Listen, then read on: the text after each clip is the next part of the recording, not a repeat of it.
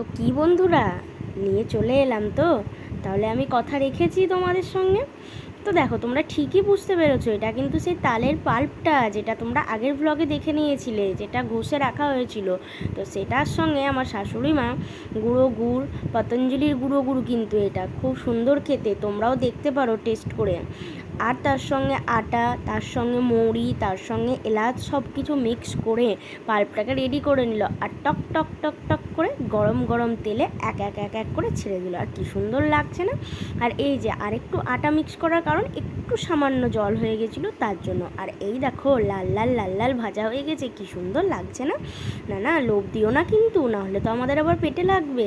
যারা যারা এখনও অবধি তালের বড়া খাওনি, তারা তারা কিন্তু এই সিজনে তালের বড়া খেয়ে নিও। এটা আবার 1 বছর পর আসবে, সিজনের জিনিস সিজনে খাওয়াই ভালো।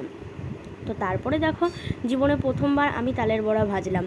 তালের পাল্প নিয়ে এক এক এক এক করে ছেড়ে দিলাম। হ্যাঁ, হয়তো আমার শাশুড়িমার মতন সাইজটা আমি আনতে পারিনি, শেপটা আনতে পারিনি, কিন্তু করেছি তো।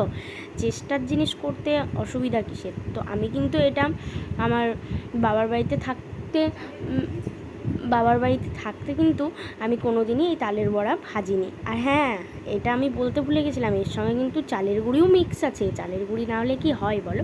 তো কেমন লাগলো জানিও।